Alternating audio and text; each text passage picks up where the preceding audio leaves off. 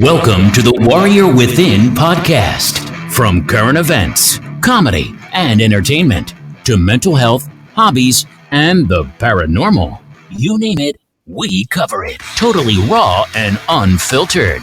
So buckle up, strap on your helmet, and let's get ready to rock this mother.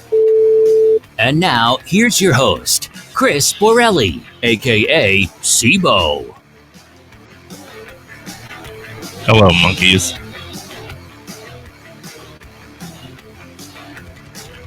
Gotta let the whole jam out. There you go. Rock and roll. Hello, everybody. Tonight we have superstar Erica Lukes on. For those that don't know who Erica is, she is a world-renowned UFO researcher, amongst other things. Thank you. Yes, there we go. Erica has been on shows such as Ancient Aliens on the History Channel, UFOs. What is it? The Unknown. The Lost Evidence. But they it's crazy because every time I turn on TV, they've changed the name. So. Yeah, I've noticed that. Yeah, make up a name. It'll be good. You got it. And that one's on Science Channel or Travel Channel? So there's that's on the Travel Channel. I've seen it on Discovery, and then also NASA's Unexplained Files too. That one's on Science. Yeah. Actually, the first time I saw you was on I lost it already. The Lost Evidence. Yeah. Right? That was the first one. I was like, hey, who's that?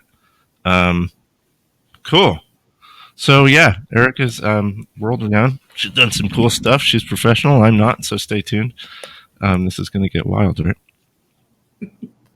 right? Erica comes from Utah, and she's been digging in deep. For those that don't know about Skinwalker Ranch and some of the things that are going on out there, she's been digging deep into the phenomenon out there, or lack thereof, maybe, as we're sort of kind of figuring out. Tell us about yourself, Erica. Oh, Lord. Do you have a couch you can, lie down on, grab a cocktail? This is going to get pretty heady. Yeah. So my background is vocal performance. I started singing professionally at the age of 16 and did the band thing for a long, long, long time. Recorded a few albums, and then I decided that, and I also became a Pilates instructor, and I've had a Pilates studio for over 20 years, which has been really cool because that's allowed me to certify teachers that have come in from all over the world, and it's been a real blessing. I mean, I love helping people, and I love being artistic in things, and throughout my life I've had a series of experiences that I've not been able to explain. And that kind of lit my fire, and I knew that I wanted to just dig into it. I mean, it's exciting, it's mysterious, and I think at the end of the day, I know that life isn't black and white, and that if we think that we are where we are now, that we know everything about our reality, we're fooling ourselves. And so I've always had this really curious side to me, and I decided to have, after 2013, I had some UFO experiences, and I decided to kind of dig into that and then kind of go public with everything. Yeah. And that has been a freaking trip. It has brought me to my knees. I have discovered things about, unfortunately, people, about the intelligence community, about the way the subject has been manipulated. And that has been deeply disturbing to me, because there are a lot of good people who are here because we've had personal experiences. And so I hope that by doing the research I'm doing and exposing the things I'm exposing, that eventually people will start to see through all of the nonsense. Yeah.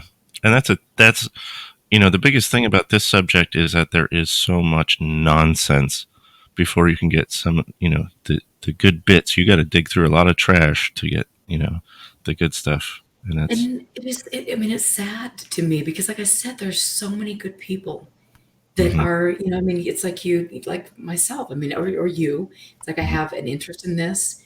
I'm looking for other people to talk to about things and bounce ideas off of. And then the next thing you know, you're at a conference and people are being hypnotized. And then there's this group abduction and, all these things are taking place. And, then the satanic overlords are coming and it's the seventh sign of the apocalypse, or the tall whites are here and they're going to save the day because they're genetically blessed. And it's like, really? It's really, really wild. The theories are just, I don't want to say crazy, because who knows what's true and what's not. But if you don't, I'll say it. Yeah. I mean, there's the inner Earth theories, and there's a civilization inside the core of the Earth that's been here long before us. And oh my goodness, I've heard so many theories. It's who knows though. Well, and I think it's interesting because some of these things, it's who knows. I mean, there are areas to explore, but I think what is very blatantly clear is back in 1947, there was a deliberate decision made by the powers that be and by specific religious and political factions that this was a great subject to manipulate for their personal agendas. And unfortunately, you see a lot of that influence. And that's what we, both you and I are doing, trying to do the same thing. We're trying to, expose that and then move on and get to something that is genuine and that is really, truly worthy of study. Yeah. Yep. I agree. And that's a task.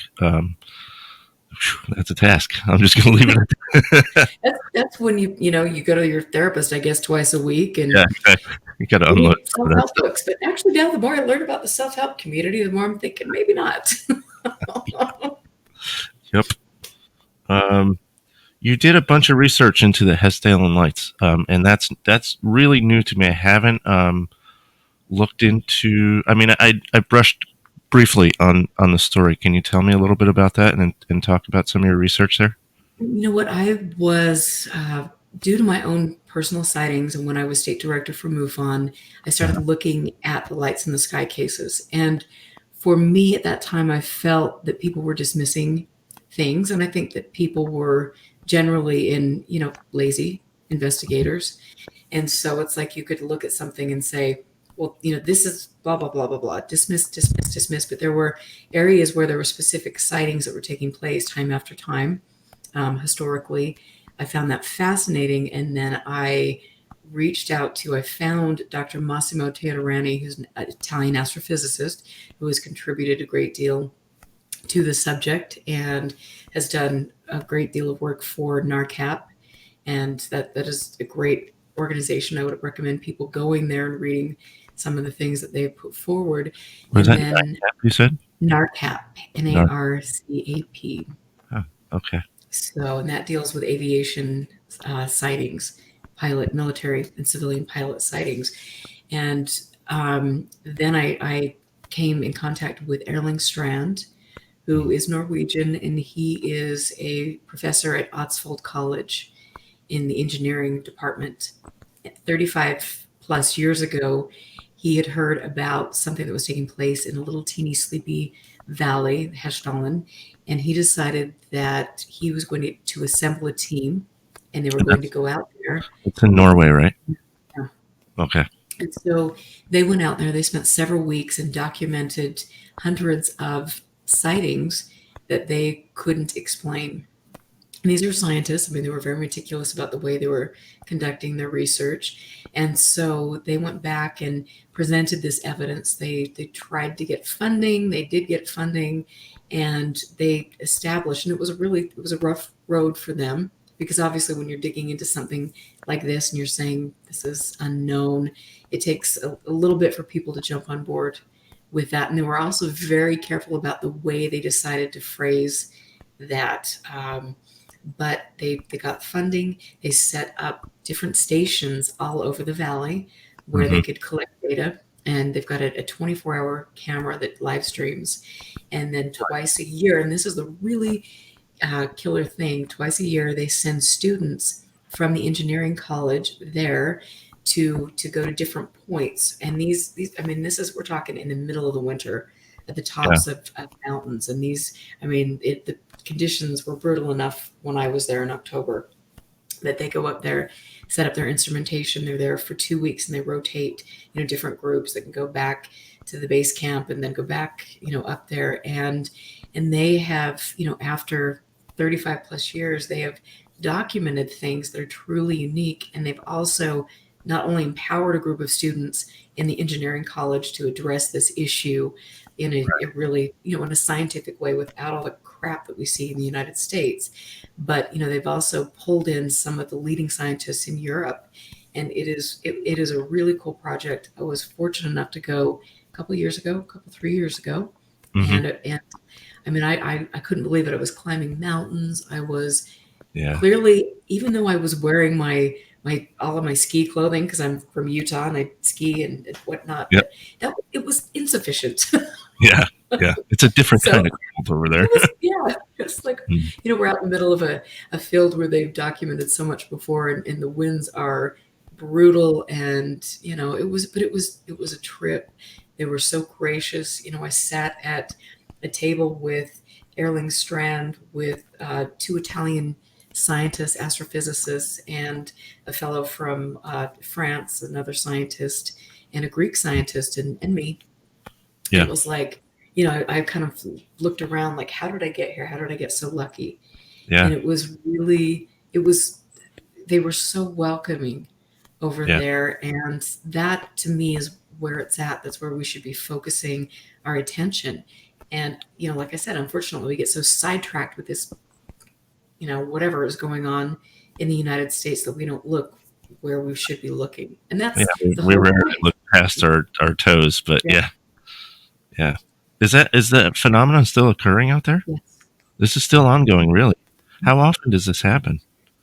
Oh boy, I think it depends, and they haven't found that it's really. Unfortunately, it's not predictable.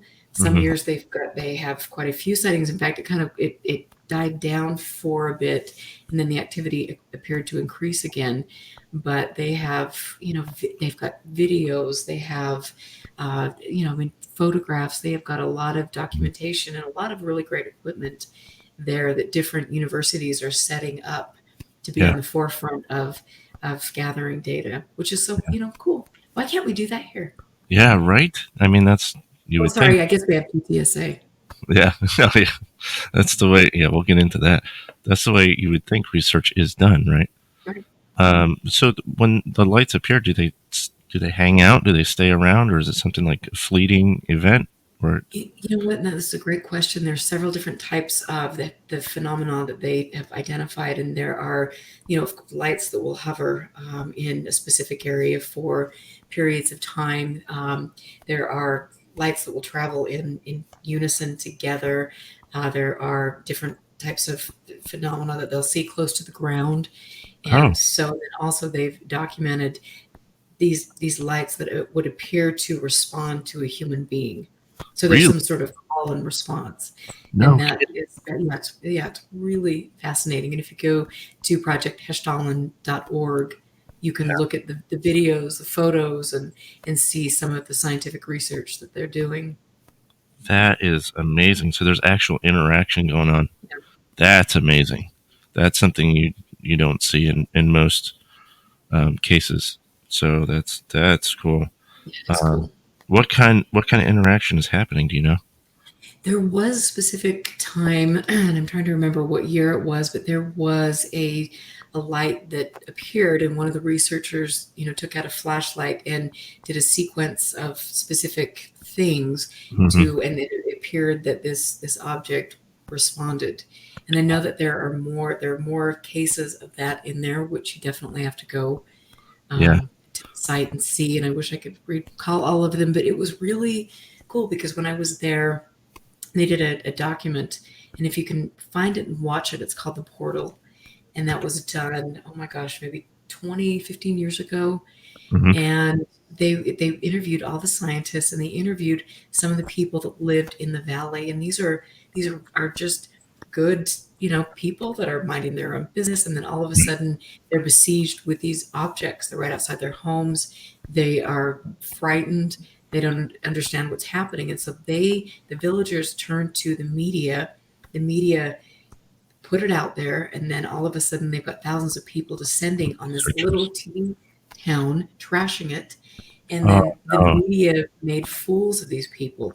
And so that's the one thing that Erling Strand, we saw that, and he said, wait a minute, I'm a scientist, and this is what science does. This shouldn't be happening. And that's when he decided to be proactive and get in there. And so it was really cool for me to be there and watch Erling Strand. The group of people from the Valley came, and I could watch him lecture. Yeah. There's a beautiful monument there. And he also introduced me to a fellow that I did an interview with, and he was in his late 70s, and he had seen things. And it was very interesting to hear his personal experiences. And I don't think any of these people ever expected that their life would take that kind of a turn. And some of the people, their lives were destroyed. Mm-hmm. And that's a sad thing, that people can be so honest with things and look to find help, just like in the UFO community here in the US, and then they get subjected to this ridicule, and that is unfortunate. Yeah. What's the general climate there now? I mean, are they still being portrayed as crazies and foolish, or what? No, now it's taken more serious. That is decades of hard work by these scientists, and it was, there's no ego involved with these people. This is, you see, and I just I watched from afar and observed what they were doing, and this is what we are doing. We're putting this piece of instrumentation here. We're collecting this, and there was never any political agenda. There was never any agenda of I want to be on TV and have a really bad TV show about me with my backpack going around the world and doing whatever. There you go. And things like that. And so it's none of that. And that is what we should be doing. And so that's real science. Yeah. And it was honestly, that was one of the most important experiences I've ever had in my life. And it was really powerful that somebody like Erling Strand and people over there in Norway would just open their arms to me. So that's insanely respectable. That's really cool. Yeah. What was when was like the earliest sightings there? It's been going on for decades, you said? Yeah, they had some early sightings back in 83, I believe it started. Okay. Yeah. And it was interesting because before J. Allen Hynek passed away, he went over there and visited that, and he, it was on tape. There's a tape of him saying that this is a living laboratory. Wow. Very worth studying.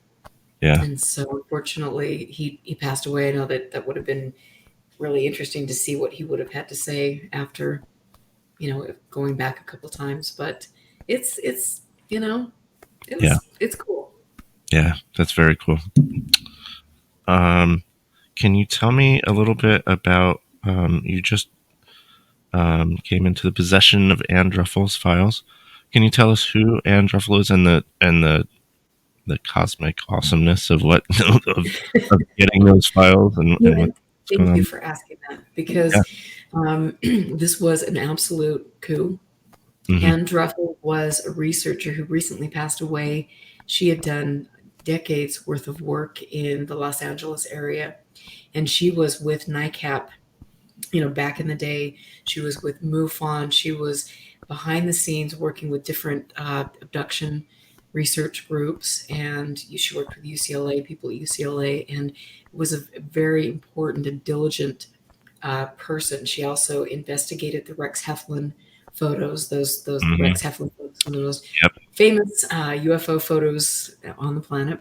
Yep. And she did a lot of work in conjunction with a few other people, and the Reverend Harris Bailey. She also, and that's going to be something that I'm going to be talking about more, because most people don't know who he is, and he had a UFO sighting way back when, and I will do a series on my radio show about this because the case is so intense. But he ended up being harassed, having very serious health consequences, and throughout his life photographed things that he believed were paranormal in nature. Yeah. And so it's a really interesting story, one that we need to hear more about, and I'll get that out to the public. Cool. But there were 70 boxes.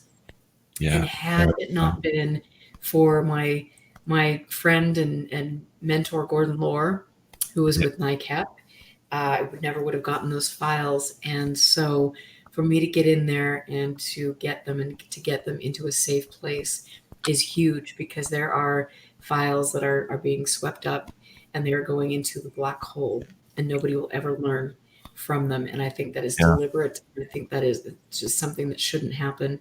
But just another side note with the Androffel files, the personal correspondence that I have with different researchers over the years.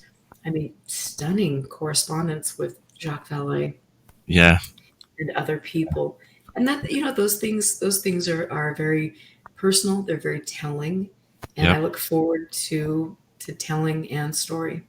Yeah, that's really cool. Oh man. Have you thought about doing a documentary? I would love to. I think you should. It would be cool. Would be very, very cool. Yeah.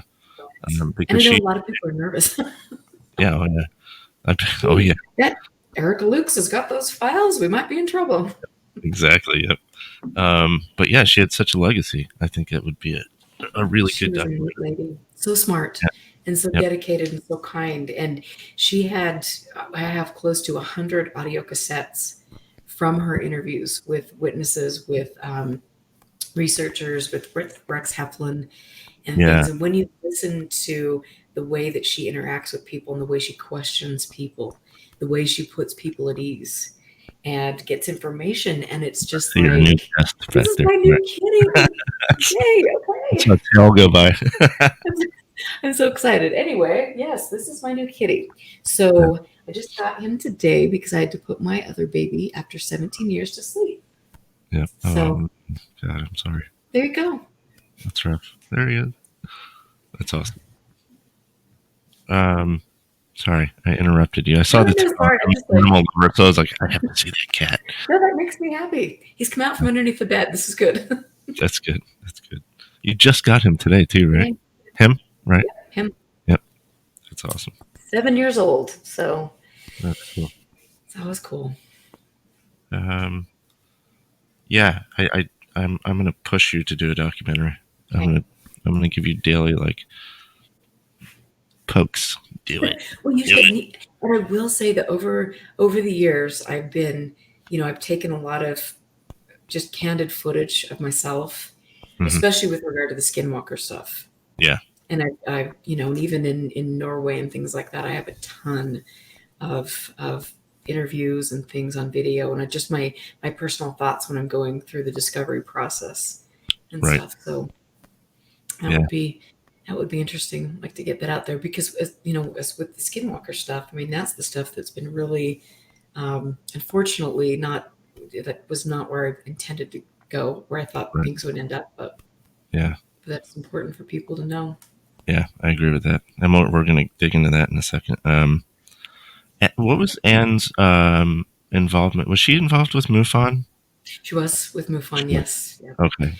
And several, I think any organization you can think of, she was involved with. And that's what is so fascinating, because I've got, with QFOS, she was correspondence that between her and Hynek, NICAP, the correspondence between her and Kehoe and Gordon Lohr and all of these people. She corresponded with everybody, and she has everything documented and put in place, and it is spectacular. Yeah. And some of these old cases that she investigated back in the 50s, the 60s, and 70s, and then all of her work with James McDonald, Dr. James McDonald. There was almost 10 years worth of work interviewing people that he was associated with, visiting his wife, and looking at the journals that he kept and different things. It's just like, and then she also really, really dug into Dr. James McDonald's death, suicide. And she felt that there might have been more to that story than was put forward. But yeah. Oh, that's cool. Yeah. I'm so jealous. I wish I lived closer, because I'd be over your shoulder I would like that because I want people to come. I want people that I trust, that I like, Exactly. Yeah. that I respect to come and learn from this. And so I have a couple people here now that I trust and really like that are helping me archive. Right. So it'll be fun. And someday when all the zombie apocalypse is over, you can come out and visit. Yeah, I will. Trust me. It's on my bucket list. I've always wanted to go out to Utah. I've never been there.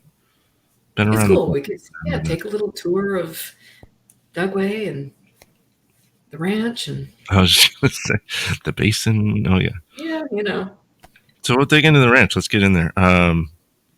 For those that don't know, so I'll preface this by saying that the ranch is fairly new to me. I want to say it was early last year. That was just in the UFO groups. I saw some talk of it. I think the trailer for the show had caught my attention, and I saw the book by Ryan Skinner, and I haven't read it yet, but it came across my desk, and I was like, you know what is this? So I started to dig into it early last year. So that's the first I actually have heard of it. But I've done some digging along with you into what's going on there. Can you? I'm so grateful that you've done that. Yep.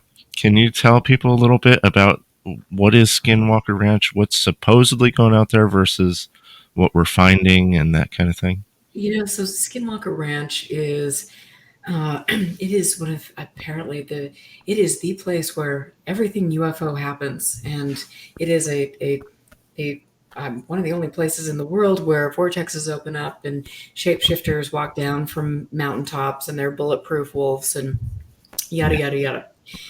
This story was carefully crafted by George Knapp and Dr. Colm Kelleher, thanks to Robert Bigelow, who obviously, was back behind there pulling the strings. And they bought this piece of property. Bigelow bought this piece of property. And there was, of course, the $22 million that we've heard so much about that was allocated from the Pentagon to allegedly study UFOs, which actually really, truly doesn't mean extraterrestrial, so we should just get a grip on that one. But and so you've got this back, when for the Skinwalker came out, you've got this kind of, here's this super location and people are studying this and it's supposed to be a secret, but we're going to write a book about it and then fill everybody in the area full of information and pretty soon you see people in the community getting on board and talking about their sightings. And it was like this big, when I look back at it, this big psychological operation. You see an idea, you see where it goes. To this day, if somebody could maybe explain to me some of the information that George Knapp put forward and verify any of it, I would be really excited about that. But yeah, I know, right. And so, you've got this thing that was put forward, and then you've also conveniently got Coast to Coast, which is the big, mouthpiece for all of this and much, much more. And so they promote this. They are, in my opinion, using the property to do things that maybe aren't necessarily looking for extraterrestrials.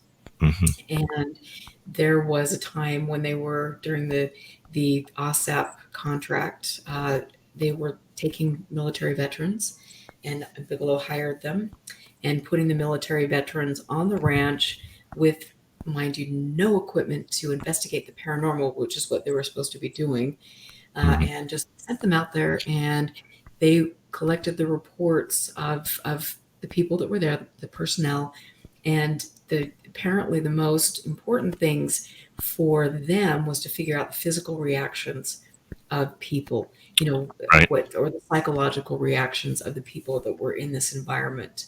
Right. I've wondered with some of the non-lethal weapons technology that has come to light if they weren't perhaps testing that. I think given some of the people, the players that were involved with Skinwalker Ranch, they've been involved with Bigelow. You've got Putoff, you've got John Alexander. These players. I mean, that their bag is non-lethal weapons. Their bag is perhaps maybe they got funding early on from Sidney Gottlieb, who's Mr. MK Ultra. So what do you have? No, shocking. So what do you have going on there? And I think it is a really sexy myth, and it's fun. I've been caught up in it, And I have also done a hell of a lot of work in that area, interviewing people over the years and making sure I'm consistent with doing that. And then also working behind the scenes to look at everybody who has been involved with this, to look at their backgrounds, to dig into the potential of them making money over here and here, for them, looking at their political affiliations. And there is such a lovely little web Yeah. there. And it's all about making money for a handful of people. It's about deceiving the public. And at the end of the day, what happened? What are the long-term effects for people that have been on the ranch? What are the long-term health effects for the people that live around the ranch?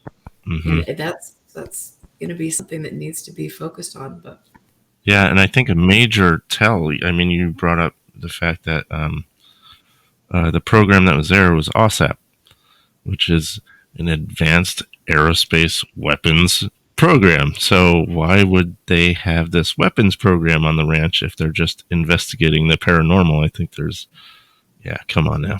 I know, and that's the thing. I mean, it's like when I started to kind of shine a light on this and things, and people were. I mean, I was stupefied at the people, the quote unquote journalists in this subject. I mean, I guess I could, pay 10 cents and become a journalist if I, looked at the back of a magazine and sent in my thing, but my donation.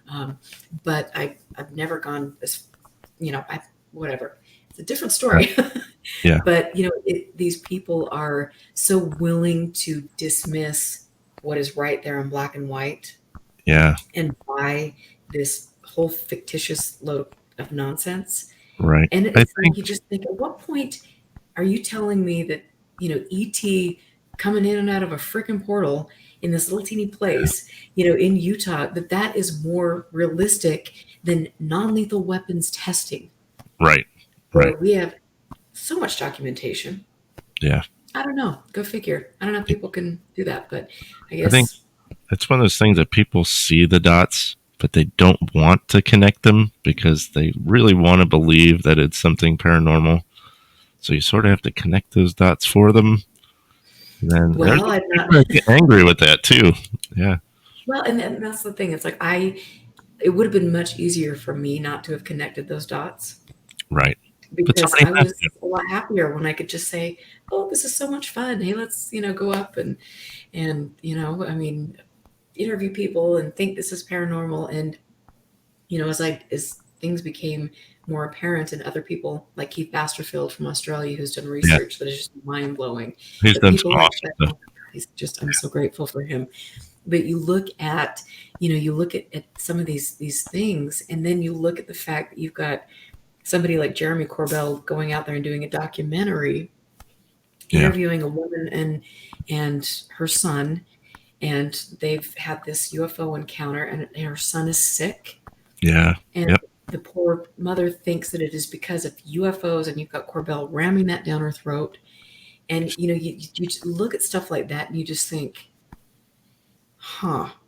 yeah, is that really the way to go? Is that ethical? And I don't think so. Right. And who is going to be kind of standing up and saying it's not the way we're going to roll here? Right. There are people whose lives have been gravely affected, and that's not okay. Yeah, I agree. And in the show, for those that haven't seen the show, what is it? It's on History Channel, Skinwalker Ranch, something I can't remember the title of it at this point, but it's a Skinwalker Ranch sort of reality TV. Why did I forget the name? Because I've blocked it from my mind. I've clearly been hypnotized. Anyway, I've watched through it, but The Secret of Skinwalker Ranch. There you go. Clarity. The Secret of Skinwalker Ranch. Throughout the show, I mean, throughout every episode, I mean, there's this big thing about no digging. You can't dig. You can't know. I wonder what's under the ranch. I think there could be several things under the ranch. And I do know that the Myers family actually owns the rights to dig for anything under the ranch. Right. It's a lot of oil in the area. But I also think that there was and there is probably something else Yeah. going on there. But I love how, don't dig. We've got all these myths that are out there. And it's like, I've got pictures that Chris Marks took, who worked for Bass. I mean, of a huge bulldozer, but hey, we're not going to dig. Yeah, but there's a bulldozer right there. Right. So they're just driving it around. That's their vehicle, right? Well, it would be fun, I guess. Yeah. Have a couple of Pabst Blue Ribbons and grab the bulldozer and go out for a ride in the field. Yeah. Pass the vape pens. It sounds good. It's worth taking note, and somebody pointed this out a while ago. I can't remember where I saw it. That the Wintah, was it Wintah? Is that how you say it? Wintah. The basin is naturally almost like looks like it's shaped almost like a dish. So it's would be very easy for obviously the government to use that to send and receive some forms of signals or whatever they want to do. So that makes me wonder, how did they actually? Is there something under the ground there? Is there some metal in there? Are they, did they use to amplify whatever they're doing there? So yeah, curious. You never know. And I think the important thing here is to note that Utah has a very strong. We are all about the military, which is great. Yeah. I mean, I'm all for supporting people that have risked their lives, and my husband.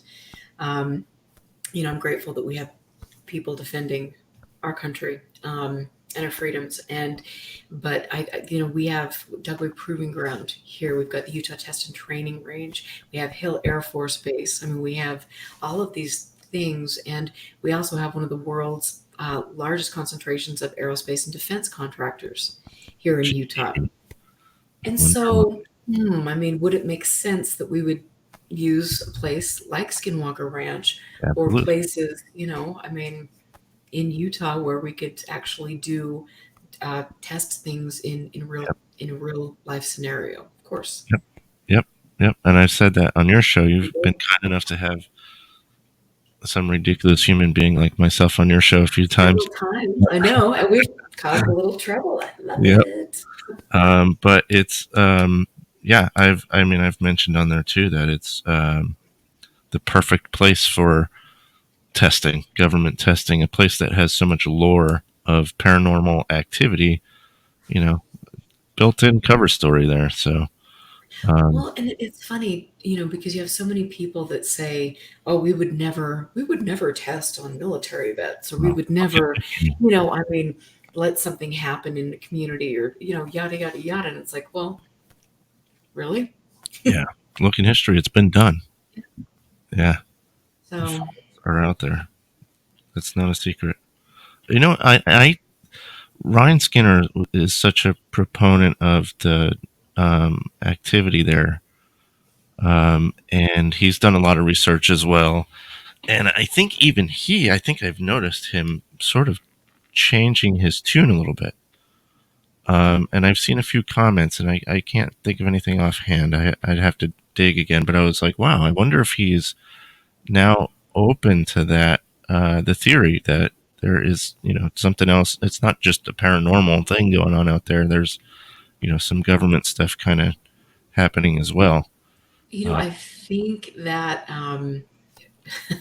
when it's kind of shoved down your throat that this might be happening, you better at some point in time jump on that bandwagon or look at the possibilities, or you're going to look like a fool. Yeah. So maybe he's, and I think that he has, in his defense, I think I've seen him throw that out there, but then we're back to the, extraterrestrial thing, or we're back to, all of these other things. And so, but, and also I have to point out that, George Knapp and Jeremy Corbell, they threw out there that, we've got this, Colm Kelleher said that there were people that came on the ranch. They were contractors, and they were deploying toys in and around the ranch. And it's like, okay, those guys put that on record. So now they're trying to backtrack, of course, but whatever. And so, first of all, toys, what a cheeky word. what a great way to put a non-lethal weapon that has the potential to perhaps harm the individual that is exposed to it. You know, and all of this stuff. And so all along there's been this, we're going to throw out this, you know, plausible deniability. We're going to put this out there and then, backtrack, and we're over here again and over there. And it's just a big circus of, read my mind. Yeah. Yep. You actually had the glorious opportunity to hang out and talk with Junior Hicks. I did. Can you tell us a little bit about Junior? Junior is, or was, just the salt of the earth, a lovely, lovely human being who had the respect of his community. He was devoutly Mormon, grew up in Roosevelt, Utah, and was an electrician, and he was a teacher at the local school. And just, I mean, he was just a kind, beautiful soul. And he began back in the 60s. He had a friend that had a UFO sighting, and then he began listening to other people that would kind of come to him and then say, well, we saw this, we saw that. He began documenting things, and all of the reports that he took over the years became the basis for the Utah UFO display, which was written by Dr. Frank Salisbury. And it's a really great book. I just have to throw in there that I spent a considerable amount of time at the University of Utah Special Archives, which houses Dr. Frank Salisbury's archive. And again, there's some very interesting threads in there. He worked with Jacques Vallée. He worked for NASA. So where do all these connections fit in? But so we had the Utah UFO display. Junior Hicks kept investigating things, and I sat with him, and I mean, he told me some amazing stories of things that happened with specific people over the years. He was in my second to last interview with him. He asked me to turn off the camera and told me about his own personal experience, and it was almost a religious experience to him. It was very profound. And I was just so grateful to be in his presence, you know. And there was I think that specific interview when I was with him, I grabbed his hand, and I looked at him and I said, I want you to know how grateful all of us are for what you've done. Because I'm sure it wasn't easy being in a community that is LDS and different things. And it was a very beautiful moment for both of us. And we both, cried. Yeah. I mean, it was one of those things that's like, hey, I mean, here's this genuinely beautiful person who has done something that is, it's preserving a legacy for all of us. It's making us question. It's giving people in the community a safe place to go to. And it was just, I was really grateful. I had that opportunity to talk with him, and also to hear about how he interacted with Bigelow, and how he really didn't think too much of Bigelow and some of the tactics that Robert Bigelow, the real estate mogul billionaire, who likes to lock people out of their housing and not let them have access to any of their belongings, and the people that are one step away from living on the street. But that's Robert Bigelow. He's a kind-hearted gentleman. Yeah. So not a slumlord at all. Yeah, not at all. But so, to hear Junior talk about the fact that he said that Gwen Sherman that Bigelow put the screws on the Shermans, and that Gwen Sherman was fired from her job at the bank after years in an attempt to kind of hold both of them, kind of chokehold to keep Sherman at the ranch, and so they could keep appearances. Yeah. Oh my goodness, really? We're in there. Oh yeah, it's just been so fun investigating all of this. And I mean, whether that's true, I don't know. That was Junior's thought, and opinion, and he didn't trust those people. And also, I was one of my interviews with him, that was right after right when the film, the Corbell film came out, and Junior expressed to me how deeply hurt that he wasn't invited to the screening of the film. Right? What? They didn't invite him? Even Wow. though he was, Yeah. he was in the movie, and we've taken a lot of his work and used that. He was very hurt by that. I'll never forget that. I don't blame him. That's crazy. Used much? You feel a little used? That's crazy. I think he did, and So, but anyway, hopefully, there are good people out there that don't want to use his name to take selfies take selfies at his funeral and kind of write on his name, because he was a beautiful human being and he deserves to be remembered and respected for the contributions he made in not only in the UFO world, but he was a good member of the community and he was dearly loved. Yeah. So I've heard stories of all the things he did for the community. Just, obviously he was an electrician by trade, but that he would do odds and ends just for, just to do them for people in the community.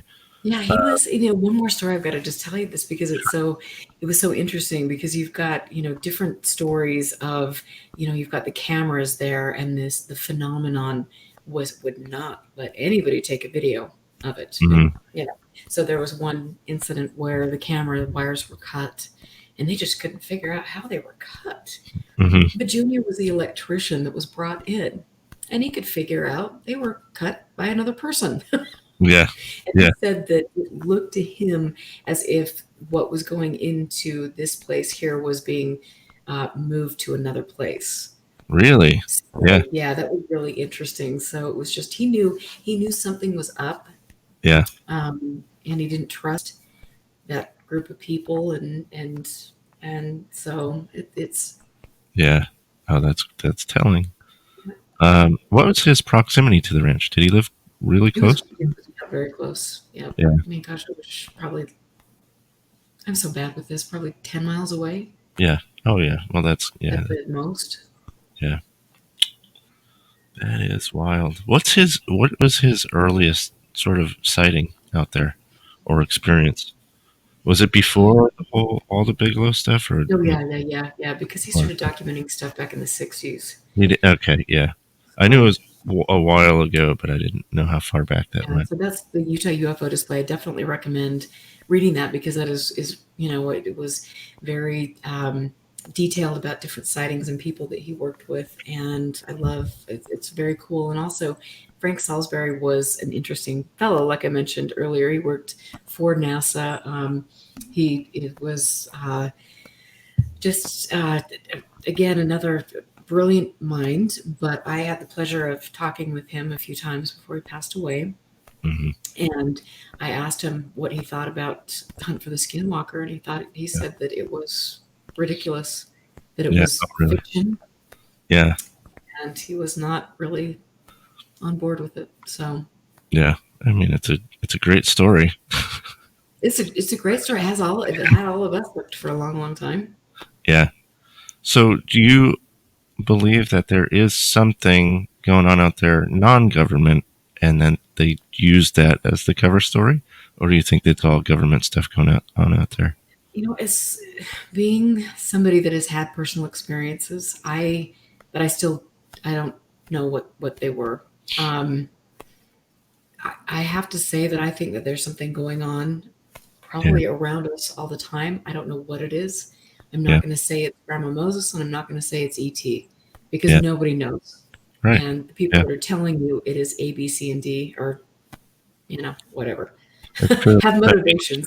Yeah. And so, but I do think that I've interviewed, like I mentioned, families, multi-generations of people that have lived out in that area and have had experiences they cannot explain. Mm-hmm. And so is there something there? I'm sure. Is there something everywhere? Yes. Do I think that location is particularly unique? No. I think you could go anywhere in the world and talk to a community and find people that have had specific types of experiences. But I think that this location was played up because of the fact that there's a military connection. And, Sure. I don't know. But it's also, it's sad to see that so many people have been just swept up in this. And yeah, it is sad. It's crazy.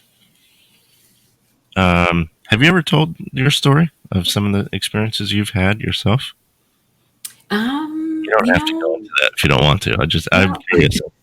I mean, when I was back in 2013, I had a series of sightings over the Salt Lake Valley, and I had a really just a beautiful view of the valley. And so every night I'd sit there and have my friends come over. We'd watch the planes come into the Salt Lake International Airport. We would get the telescope out, all these things. And my friend and I noticed an amber orange sphere over the mountain line. And we watched it for upwards of 15, 20 minutes. I mean, it's been a long time ago.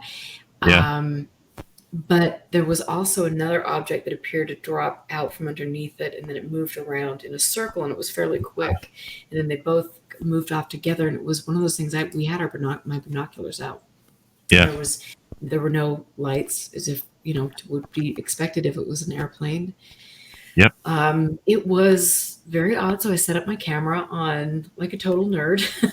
Yeah. The nerd that I'm proud to be on my deck, and videotaped and took photographs and things. And it was interesting to me. And I wanted to start learning about, okay, what is mundane? How does an airplane look? How does a helicopter look? What is our airspace? Here in Utah, we've got the NSA, which I can look out to the deck and look in that line sight, which is some of the most restricted airspace in the world. We've got Dugway Proving Ground, over here. We've got Hill Air Force Base over here, Salt Lake International Airport. So what were these things, and could they be explained? Yeah. And so that led me to become involved in MUFON and become a state director, and then eventually resign with a resounding, "You guys are corrupt. Good luck to you." Yeah. And things. But I mean, that was, an experience I can't explain. Yeah. I've tried. There have been a couple other experiences that have happened that I still can't explain. And again, they're like, they're personal to me. Sure. Yeah, absolutely. I mean, that's a movie. The second you go out there and I don't know. It's just a hard thing. You talk about this is what I saw, blah, blah, blah. There's somebody out there willing to give their opinion. And granted, I guess I really don't care because they can't dissuade me from what I saw and things. And I'm also smart enough to know that if I were to find things in my journey and research that would say, okay, this is what it was, wake up, you were having a delusional fantasy, then I would come to that conclusion. But I don't know. Yeah, I mean, when you have a sighting, when you see something, that's a moving experience because it questions your reality and everything that you've come to know so far, and in life, and it brings on the question of life and who are we, where'd we come from, who are those guys? Are we the only ones? It brings up all that. So yeah, it's totally a moving experience for sure. And that's the one thing that I've been trying to stress on my shows. It's like I think each of us listens to my show, well, most of us, because we've had experiences we can't explain. And the problem is when we start going into or looking for the answers, and we turn to the UFO community, and you've got people in there that are going to tell you it's a demon, and they're going to tell you it's the benevolent space brother from the Pleiades. And they're going to tell you that, this message is coming and the world is going to blow up and all this, stuff. And that's when you run into a problem. And I truly feel it's like, if you have a sighting, a personal experience, keep a journal, hold that very dear to your heart, and know what that means for you, and keep these other people out of it. Yeah. Yeah. Man, I'm one of those people that wants an experience so bad. I've seen. Well, call Stephen Greer. I hear for a couple grand you could go have Yeah, one. oh yeah. You know, where did I see? Oh, I just saw that last night. I was watching the interview Lou Elizondo with John Greenwald, and Lou Elizondo took a nice stab at Greer without naming names, but I was like, wow, like he put in the dagger for sure. Well, and I have to ask you, so what did Elizondo say about Skinwalker Ranch? So he actually, we know that OSAP was operating there. He confirmed that ATIP was also operating there. Now we know, and I've said that on your show. I was like, I think that we're going to start to see, the Skinwalker Ranch cronies and the folks, the TTSA folks, the Nimitz encounters, all that stuff. I think we're going to start to see this stuff meld together. Just the way that all of it is being publicized just is so weird, right? Oh, it's shocking that they're all on each other's payroll. Yeah. That they all have the political agendas. Oh, exactly. Yeah. So surprised. Yep. And now, with his confirmation that ATIP was operating on the ranch, that brings in a lot of these TTSA guys. Now it's starting to sort of come together. The Bigelow boys. Exactly. Which at the end of the day, what if they actually presented that is concrete, real, tangible, and who's made money where, and so good luck. I mean, maybe Lou should respond to a question about what was their non-lethal weapons testing and what took place with regard to some of the military people that were employed at the ranch. He probably has a responsibility, I would imagine, a moral responsibility to address that question. Yeah, I agree. But, it's a job. And he says that this, his venture with TTSA was more on a personal level rather than government, but obviously huge question there. So morals, out the window. There is no moral obligation when it's your job. Yeah, I mean, and that's true. I guess that you do have a job, and everybody. I mean, if they're,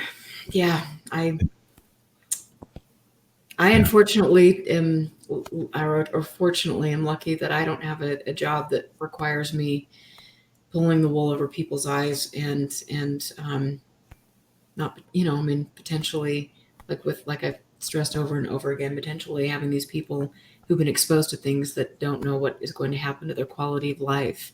Yeah. And I want to just say, while I'm feeling so passionate about this, for people like Kit Green and Hal Puthoff and Eric Davis and all of these, and Brandon Fugel, talking about the fact that people are getting injured at the ranch, the people that are being exposed to UAP are having, up close and personal experiences. And guess what? Their life expectancy is suddenly cut short. Yeah. These people need to be held on, their feet needs to be held to the fire. What does that mean? Who have you exposed? And what answers have you not given to people that have been in these situations because of you? Either it's crap or these guys have a lot of explaining to do, and they should look at themselves in the mirror at the end of the day and say, you know what, I'm probably not the person that should be getting, maybe I am the person that should be getting down on both knees and asking for forgiveness for some of the things that I've done to people. Right. Yeah. Hey, man, that guy's got it. I'd hate to be him in the next life, because I don't know if you believe in karma. Well, I'm thinking, I think all those people have a lot of karma coming. And like you said, I know it's a job for some of these people like Elizondo. Oh, that's not a defense for them in any regard. That's me more taking a shot because, they claim that it wasn't a job. This is their personal, their personal investigation, and no. Right. I don't buy it. Sorry, guy. Yeah, and you're getting paid how much for whatever. Yeah, right. Anyway, I would like to just take this moment to extend another invitation to any of these people to come on UFO Classified. I'd certainly love to talk to them. I don't think any of them would have the nerve to do that, but the invitation is open. Yeah. And I noticed that there's definitely a tactic that some of these folks take when they do go on any of these shows. Lou on John Greenwald. I've seen Lou on a few other interviews, and I know that the tactic is, when asked a question, there is a 20-30 minute answer, so that they can only fit in 2 or 3 questions with this guy before oh, our time's up, sorry. That sounds like an interview I did with somebody on my show. Yeah. Yeah, there's a definite way to respond. Yeah. For 20 minutes, like you say. Yeah. Mm-hmm. So it's there's a tactic there for sure. And they've got a shtick. They've got a story. Oh yeah. So that story needs to be relayed, and it's good. Relayed and well rehearsed for sure. Yeah, their PR team's pretty good. But their PR team actually ought to find real UFO photos. Yeah. Right. Anyway, I'm sorry, I'm just being naughty tonight. No, you're good. That's awesome. Chris Marks, when he worked on the ranch, did he ever see Lou or any of those folks? Lou said it was after 2008. I don't remember what years Chris was there. He was there in 2010 to 2016. Okay. I wonder if he had come across Lou, or does he? No. I don't know if he knows who that is or anything. I mean, he does know who it is, but no, there was never any bleed through. But I also have to say, I find it fascinating, when you read Jacques Vallée's journals, Forbidden Science 4, and he does talk about the Bigelow days, and he does say that his suggestion for all of these people with regard to Skinwalker Ranch was to monitor the ranch from afar. Yeah. And so could these people been, monitoring the situation from another place and not on the ranch? Probably. And there are plenty of places around there that could have happened. So, has there ever been any talk of whether they were maybe renting properties outside that area? You know what? There were definitely people on the payroll. Yeah.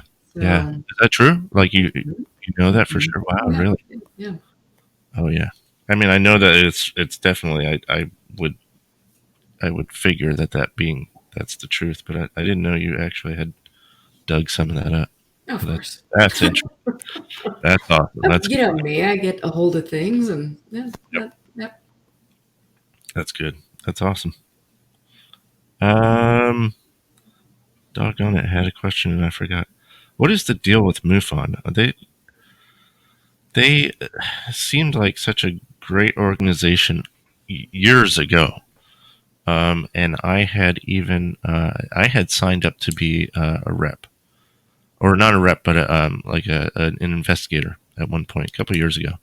And I never did hear back. But now, reading what I'm reading in their some of the trouble that they've gotten into in recent years, I'm like, oh, thank God I didn't get involved there. But what is their deal? Are they? I don't know. It seems like they're not doing a whole lot these days anyway. Well, I would say when your executive director got accused of, soliciting a minor, maybe they'd be out of the spotlight for a minute. But I think, I will say that I have friends that are involved in MUFON and people that I've met that I deeply care for. And there are good people. Oh, I'm sure there are a lot of good characters there, yeah. But with that said, it is also an organization that's been around since kind of everything happened with NICAP. Yeah. Late early 70s, and they kind of sprung out of all of this. What answers have they provided after 50 plus years of research? They have a huge database, and the database has been bought and sold how many times? Yeah. People's personal information. Yeah. Bigelow. I mean, you've got people, investigators that are going in there that are pretty, this is a group of people that have differing backgrounds. And so you can't fault people for trying to do the best that they can, but not understanding, the protocols for things. But you've got people that are interviewing people that have had experiences, and they're entering in prescription medication information about people. Investigators are entering cases in there, and they're saying that this person is mentally ill. I mean, it is like, you can't diagnose that. Yeah, really, especially, working at the Walmart. I mean, come on. What is your qualification? But so you've got, all of this information that's being collected on people that are very genuinely going in there and saying, I had this sighting. Right. And then you have, the John Carpenter affair, where John Carpenter was an abduction researcher. He sold his data, including all this personal information about people that are having these traumatic experiences, to Robert Bigelow. And then you've got the see that name everywhere. Oh, well, I mean, he's, yeah. And then you've got the fact that, with the 22 million, some of that money was, used to buy databases. And, I mean, you've got, James Carrion, who I like and I've had on my show, but he was in there when all that was happening. And they went in there and said, got the little disclaimer there. If you're entering in a case, know that we might share this with a third party. Yeah. And guess what? The third party was Robert Bigelow. Yeah. So all of this personal information straight to Bigelow. And at the end of the day, what are his motivations? Because exactly. So it's really, people need to pay attention. And I think that MUFON has been questioned time and time again over the years about data, about why certain cases aren't there, about, why certain chapters are making money hand over fist, and the chapter, which they should be doing the nonprofit thing, why they aren't, and why these people are making money and not paying taxes on it when they're charging $30 for specific, speakers to come in time and time again and things. So I think there are a lot of things. And then you throw in the Jay-Z Knight connection, where you've got the organization that is being funded behind the scenes by cult leaders who have. Oh, is that true? Oh God! This is news. I don't know anything. I don't know who Jay-Z Knight is. Well, Jay-Z Knight she's a cult leader up in Washington State. She funded the organization. She was one of the big donors. But when things took place with all the racist crap a couple of years ago with John Ventry, who was a state director, it got called under the carpet that she was one of the people that was donating, and she had this cult, and they were she would channel this male warrior, Ramtha. She get up there, I'm Ramtha, and I'm, I could do my big impersonation, but I won't because I'll, whatever. But I've been practicing alone in the closet at night, Ramtha. But there were some serious allegations of abuse, and also some of her rantings when she was channeling this male, very anti-Semitic, very, very hateful. I mean, very anti-Semitic. I mean, it's like, go back to the gas chambers, Wow. Yes. And so this is somebody who's funding MUFON. Oh my goodness. Yeah. Yeah. And then you also have the fact that you've got, after the executive director was taken into custody for allegedly soliciting a minor, you've got the fact that the interim director who was stepping in, who's been involved with the organization for quite some time, David McDonald, is owner of Flamingo Air, which is a Mile High Club. Woohoo! And one of the articles that he was quoted in a few years back, it specifically says that they take children on their first ride. That they, hey, they're going to close the curtains and they don't care if somebody's taken their little pet. What? Are you kidding? No, it's all out there. So this is the person they're choosing to replace. Wow, with Epstein Air. So I don't know. I mean, to me, it's pretty incredible. And it's pretty incredible, as much as I love the people that I've met in MUFON, why these people would even want to be associated with that and be a card-carrying member of an organization that is so... Is it? Yeah, I agree with you. Do you think it's a bad organization or just bad folks at the top? I think it's never done what it set out to do. I think it's made people money. I think after 50 years, like I said, if you don't have anything you put forward of merit, and all you're doing is confusing the topic, and then you're bringing in people to lecture like Corey Good. Oh man! And things, then and there are allegations of, tax fraud and different things. And then you've got all of the other things going on. I would say, Yeah. I think it's rotten from the top down. Yeah. And the bottom up. Yeah. Do you think there is money in their pockets coming from the government? I always wondered if there was an involvement behind the scenes. I'm sure there had to be some. You would think that somebody somewhere would be involved with that and keeping an eye on things. And I mean, honestly, I would hope that, knowing some of the fanatics involved in some of these groups, I would hope that somebody from our government is monitoring this, because of some of the extremist kind of ideologies and thoughts that are going on with these people that are potentially unhinged. I hope somebody's infiltrated the organization and can keep an eye on these people. Yeah, I'd always wondered if they'd been bought and sold, kind of thing. So, yeah, that's my thought. Who knows? Maybe. So many questions. So many. I think we're good. I don't want to keep you forever. We've gone for a little over an hour already. I don't want to keep you all night. I know it's Sunday night. I want to give you an opportunity to sort of plug your show. I know you do a show every Friday night, UFO Classified. Yes, and thank you for being on it. I love it. I love having you on. Yeah, I love stirring the pot, so that's cool. It's a radio and podcast, right? Radio show and podcast. Right. I actually I made the decision to do, instead of doing the internet radio thing, it's just a podcast, which is available on Spreaker, and then it gets out to iTunes and YouTube and things. And it's been, I've been doing this for over 5 years, almost every Friday. And I do a lot of research, and I bring on people that are not on the speaking circuit. Praise the Lord. Unless I want to prove a point. But I'm trying to bring on people that have something of merit to expose the web of deception, and to also give us, hope about good research and things. And so I love doing it. UFOclassified.com. You can go and find me. And it's a passion of mine. I love it. And I'm grateful for people like you who come on the show and try to help me expose the truth. Yep. So and also on YouTube, UFO Classified. I know you put a lot of your past episodes up on there. Yes. Yeah. Spreaker, you can listen live every Friday night at, is it 8 p.m. on Fridays Eastern time? 7 p.m. Eastern time.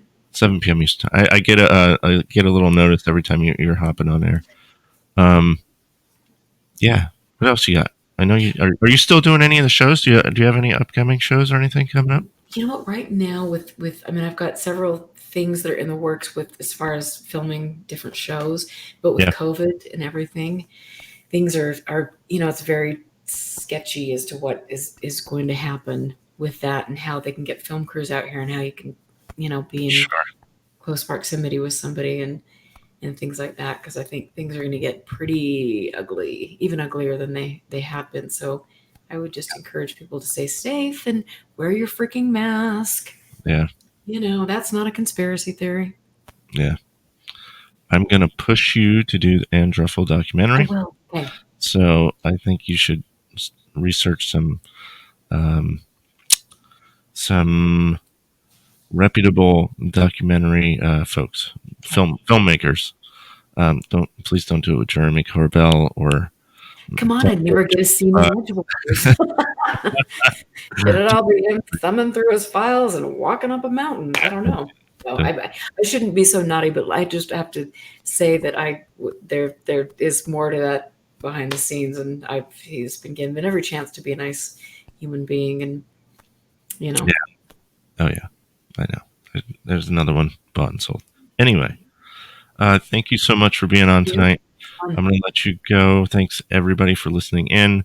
I tell people all the time, it's a veteran based sort of podcast. So I get a lot of veteran listeners and stuff like that. So, I do a lot of stuff for, mental health, and, I'm a huge advocate of that kind of thing. So anybody listening out there that needs help, you can reach out to me at any time. I have a lot of resources for organizations and just a lot of stuff that I can help out with. So you can always reach out to me. The email is askwarriorwithin@gmail.com with anything, or just, some ideas, questions, suggestions, anything at all. Erica, thank you so much. Thank you. And after that, thank you for everything that you do. Sure. No, I love doing it. And I think it's very admirable. So yeah, we're trying to move it around as far as, I try to keep, topics that I enjoy, like the UFO stuff and the paranormal stuff. I have a guest coming on tomorrow. We're getting more into like the paranormal ghost side of things and things. But yeah, then I also like to dig into, mental health and coping mechanisms and stuff like that, because it's such a, you want to talk about a pandemic, there's mental health pandemic for sure, especially with veterans, with what's going on in the world. So I think I admire you for that. So thank you. And thanks for letting me come on. This has been really fun. Absolutely. And I'll let you go. Everybody tune in Friday nights to UFO Classified and listen to Erica do her thing. She's a superstar. Thanks. So, all righty. Have a good night, everybody. I'm going to do my little outro, and we'll be out of here.